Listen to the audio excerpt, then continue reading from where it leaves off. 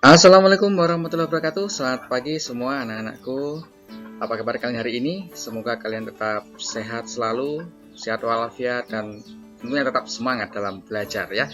Ketemu lagi di kelas online matematika dengan Pak Kandi. Pada kesempatan kali ini untuk kelas 8 kita akan mempelajari pola bilangan ya untuk kesempatan kali ini, dan yang akan kalian pelajari nanti terkait dengan bagaimana cara membuat generalisasi dari suatu barisan bilangan dan konfigurasi suatu objek. Oke, langsung kita masuk ke materinya. Ya, anak-anak, sekarang kalian bisa lihat di layar kalian itu adalah contoh penerapan konsep pola bilangan yang ada di kehidupan nyata. Nah, di situ kalian bisa lihat ada gambar perumahan ya. Biasanya banyak ditemukan di kota, kalau di desa masih kurang. Nah, barangkali suatu saat kalian punya saudara atau keluarga yang tinggal di kota dan tinggal di perumahan, itu biasa di perumahan kalian bisa lihat punya nomor rumah, dan nomor rumahnya itu disusun menggunakan pola-pola tertentu. Nah, ini contohnya. Di sini ada rumah yang di sebelahnya kiri jalan ya, di kiri jalan itu nomor rumahnya 1, kemudian sampingnya 3, sampingnya lagi 5, 7, 9 dan seterusnya. Untuk rumah yang ada di kanan jalan itu nomor rumahnya 2, 4, 6, 8 dan seterusnya. Nah, setelah kita lihat ternyata nomor-nomor rumah ini mempunyai pola gitu. Polanya bagaimana? Ya, betul sekali. Rumah yang berada di kiri jalan itu nomor rumahnya nomor ganjil ya, dan teratur, terurut. Begitu juga rumah yang ada di sebelah kanan jalan itu nomor rumahnya genap dan terurut juga, sehingga teratur, sehingga memudahkan seseorang ketika misalkan mau mencari alamat rumah dengan nomor sekian akan sangat mudah untuk mencarinya. Kalau misalkan nomor rumahnya genap, maka tinggal dicari aja yang kanan jalan, terus kemudian tinggal diurut saja dicari. Misalkan nomor rumah 22 bisa dicari dengan mudah, berarti ada di sampingnya nomor 20 ini ya, yang genap di kanan jalan. Nah, seperti itu. Itu salah satu implementasi atau penerapan pola bilangan, dan hari ini kita akan mempelajari itu lebih dalam terkait pola bilangan itu sendiri. Oke, sekarang kita masuk ke materi pola bilangan yang lebih detail lagi. Oke, anak-anak, kita masuk ke materi pola bilangan. Maka ini punya contoh di sini, tentukan suku berikutnya dari pola barisan berikut. Nah, ini namanya barisan ya. Jadi ada susunan bilangan-bilangan, itu disebut sebagai barisan 1, 3, 5, 7. Mereka berbaris gitu ya. Nah, dalam suatu barisan bilangan itu ada istilah yang harus kalian ketahui. Yang pertama ini ya, suku ke-1 atau suku pertama, karena dia posisinya di paling kiri ya, itu berarti namanya suku pertama atau suku ke-1.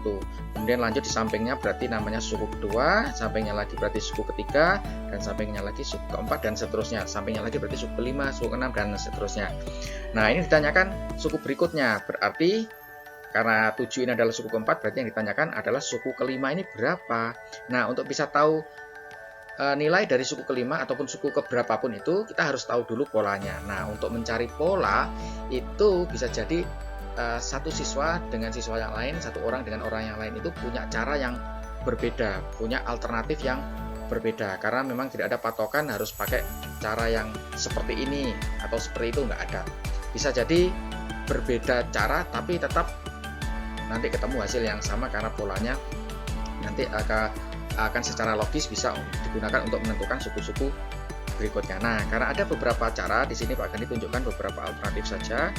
Alternatif pertama, cara untuk mencari suku kelima itu kita bisa lihat suku ke-1 dulu. Suku ke-1 ini nilainya 1 ya. Suku ke-1 atau suku pertama nilainya 1, ternyata bisa dicari dengan 2 kali 1 dikurangi 1. Kalau kalian cek, kita cek bersama, akan sama nanti hasilnya ya. 2 kali 1 ketemu 2, 2 dikurangi 1 ketemu 1. Ya, pas ya. Nah, untuk suku yang kedua, ini di sini nilainya 3. Ternyata suku kedua itu yang nilainya 3 tadi bisa dicari dengan 2 kali 2 dikurangi 1. 2 kali 2, 4, 4 dikurangi 1, 3. Pas ya, nah ini cocok. Nah, suku yang ketiga, itu ternyata bisa dicari dengan 2 kali 3 dikurangi 1. 2 kali 3, 6, 6 dikurangi 1, 5. Pas ya. Nah, untuk yang suku keempat, bisa dicari dengan 2 kali 4 dikurangi 1. 8 dikurangi 1 ketemu 7. Nah, ternyata sesuai. Nah, kita lihat sekarang polanya. Kalau suku ke-1, itu kita bisa cari dengan 2 kali 1 dikurangi 1. Suku kedua, bisa kita cari dengan 2 kali 2 dikurangi 1. Suku ketiga itu bisa kita cari dengan 2 kali 3 dikurangi 1. Suku keempat bisa kita cari dengan 2 kali 4 dikurangi 1. Nah, kalau suku ke N. Nah, suku ke N bagaimana?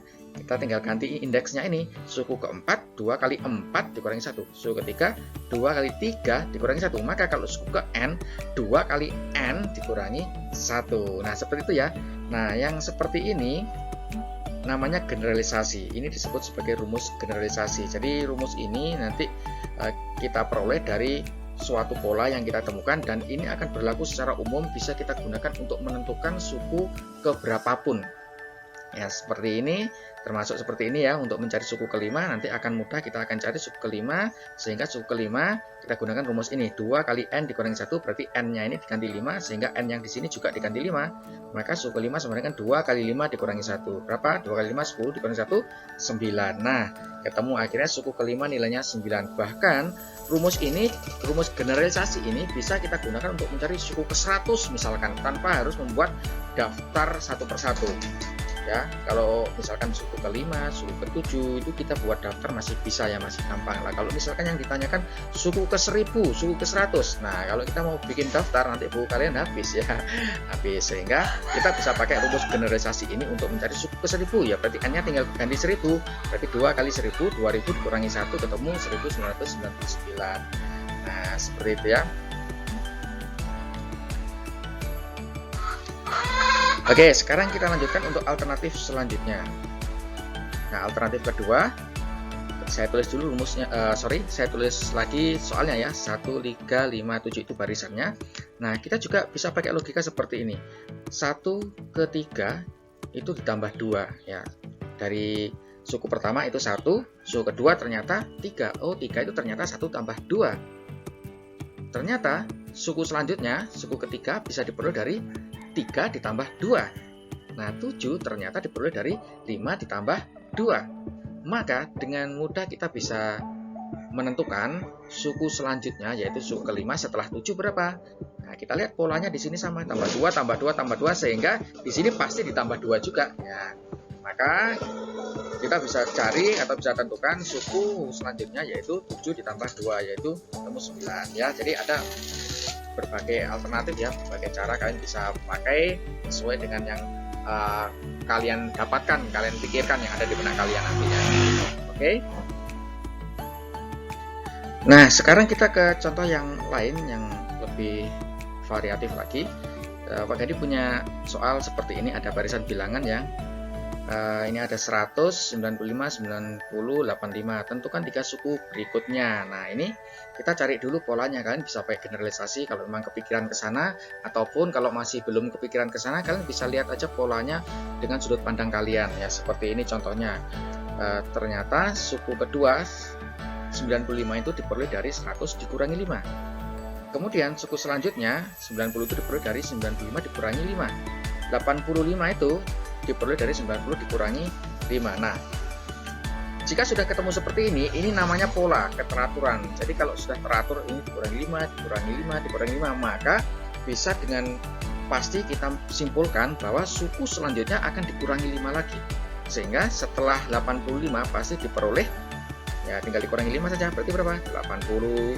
Setelah 80 berapa? Tinggal dikurangi 5 lagi, 75. Setelah 75 berapa? Tinggal dikurangi 5 lagi, 70. Begitu seterusnya ya. Jadi ketika kita sudah tahu polanya, pasti akan mudah buat kita untuk menentukan suku-suku selanjutnya. Oke, contoh yang lain seperti ini. 5, 10, 8, 13, 11, 16, 14. Ya, bagaimanakah polanya? Bagaimanakah kita akan menentukan 3 suku selanjutnya ini? Maka kita lihat dulu, kita cari dulu polanya. Nah, alternatifnya kalian bisa pakai seperti ini. Nah, 5 ke 10. 10 itu diperoleh dari 5 ditambah 5 ya. Suku pertama ini ditambah 5, ketemu 10. Terus 10 dikurangi 2, ketemu 8. Lalu 8 ditambah 5, ketemu 13. 13 dikurangi 2, ketemu 11. 11 ditambah 5, ketemu 16. 16 dikurangi 2, ketemu 14. Nah, sekarang kita lihat, kalian lihat. Di sini terbentuk suatu pola, tambah 5 dikurangi 2, tambah 5 kurangi 2, tambah 5 dikurangi 2. Maka kita bisa simpulkan setelah ini, setelah 14 pasti ditambah 5 lagi. Ya, sesuai dengan polanya, tambah 5 tambah 2, tambah 5 tambah 2, tambah 5 tambah 2, habis itu tambah 5, pasti ditambah 5, sehingga hasilnya 19. Habis itu setelah ditambah 5 yaitu dikurangi 2, 19 dikurangi 2 ketemu 17. Habis itu tambah 5 lagi, 17 tambah 5 ketemu 22. Nah, begitu seterusnya ya. Jadi kalau kita sudah temukan polanya pasti akan mudah. Oke, untuk contoh yang lain. Ada 80, 40, 20, dan seterusnya. Kita lihat dulu polanya. Alternatifnya akan seperti ini. Bisa kalian lihat polanya sebagai berikut. Nah, ternyata suku kedua ini 40 diperoleh dari 80 dibagi 2. Begitu juga 20 itu diperoleh dari 40 dibagi 2. Nah, berarti kita bisa lihat nanti suku selanjutnya yaitu dibagi 2 lagi ya. Berarti 20 bagi 2 ketemu 10, 10 bagi 2 ketemu 5, 5 bagi 2 berarti 5/2, begitu ya, dan seterusnya. Nah, untuk yang D, coba kalian lihat. Ada barisan bilangan 1, 4, 9, 16. Polanya bagaimana ya? Nah, selain pakai pola apakah itu dibagi, apakah dikali, dikurangi, ditambah, ternyata bisa juga kita pakai pola seperti ini. Kita lihat pola itu sebagai bentuk yang seperti ini. Nah, 1 itu diperoleh dari 1 pangkat 2. 1 pangkat 2 itu artinya 1 kali 1, hasilnya 1. Cocok seperti ini ya. Seperti nilai aslinya. Nah, suku kedua itu 4, itu bisa diperoleh dari 2 pangkat 2. 2 pangkat 2 itu artinya 2 kali 2. Perkalian berulang ya. Perkalian berulang sebanyak pangkatnya. Karena pangkatnya 2, maka dikalikan berulang sebanyak 2 kali. Terus 9 itu ternyata 3 pangkat 3. 3 pangkat 3, maksudnya 3 pangkat 2 ya. Ya, 3 pangkat 2 berarti 3 kali 3 ketemu 9. Nah, suku selanjutnya 16 itu 4 pangkat 2 berarti 4 kali 4 ketemu 16. Maka kita lihat polanya. Suku ke-1 1 pangkat 2, suku kedua 2 pangkat 2, suku ketiga 3 pangkat 3, suku keempat 4 pangkat 4. Maka bisa kita simpulkan dengan mudah suku kelima atau suku selanjutnya ini yaitu berapa? Iya, benar sekali, 5 pangkat 2. Tinggal dihitung aja 5 pangkat 2 itu berapa? Oh iya, 25 di sini ya. Selanjutnya berarti berapa? Suku ke-6 di sini berarti 6 pangkat 2. Berapa 6 pangkat 2? Ya, 36. Begitu juga suku selanjutnya yaitu suku ke-7, berarti polanya nanti di sini 7 pangkat 2. Iya, 7 pangkat 2 49. Jadi begitu ya. Untuk melihat suatu pola, kalian silahkan pakai sudut pandang kalian, bisa juga kalian pakai generalisasi, mencari rumus generalisasinya. Nah, sekarang kita lanjut ke konfigurasi objek. Di sini ada noktah ya, atau kayak bola-bola gitu ya. Nah, di suku pertama ada 2 bola, di suku kedua ada 4, suku ketiga ada 6, suku keempat ada 8. Ditanyakan di sini tentukan banyak noktah pada suku ke 205. Nah, kalau misalkan suku ke-5 saja itu mungkin akan mudah ya, kalian tinggal gambar saja, berarti nanti di sini ada 5 noktah, kemudian atasnya ada 5 lagi, berarti ada 10. Nah, kalau ke 205 kalau kalian mau gambar satu persatu, ya nanti akan penuh tuh kalian ya. Maka ini mau nggak mau harus pakai rumus konfigurasi objek, harus kalian cari polanya. Terus polanya bagaimana? Gimana cara mencarinya? Nah, kita bisa manfaatkan seperti ini dari kolom dan barisnya ya.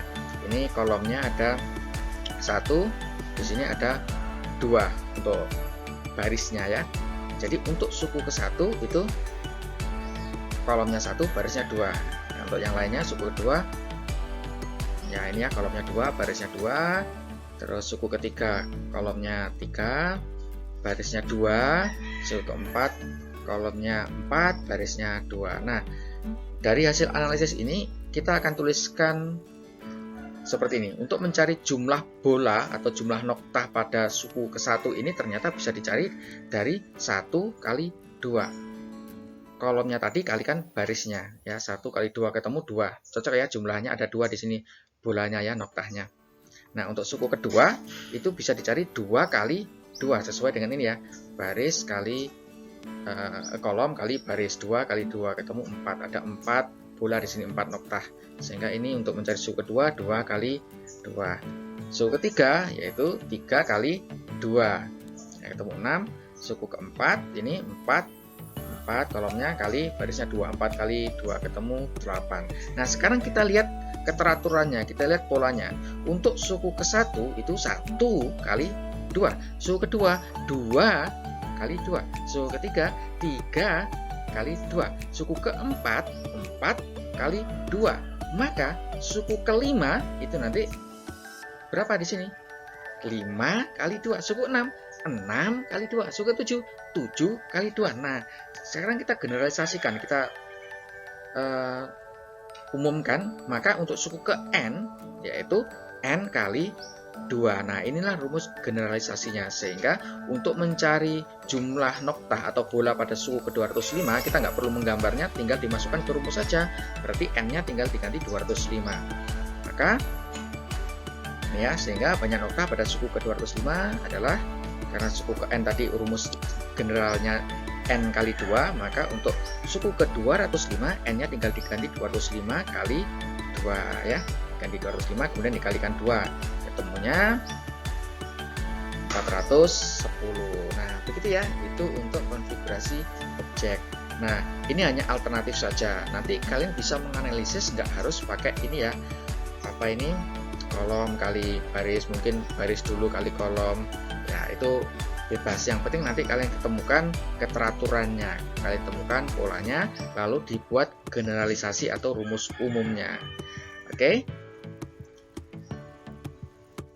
Nah, sekarang Pak Gani punya beberapa latihan ini untuk tugas ya. Untuk tugas nanti kalian kumpulkan di WhatsApp pribadi saya, silahkan dikirim jawabannya. Ada beberapa soal di sini. Nomor 1, kalian mencari 3 suku berikutnya. Ingat ya, 3 suku yang dicari. Berarti nanti yang titik-titik ini ada 3. Silahkan kalian lengkapi.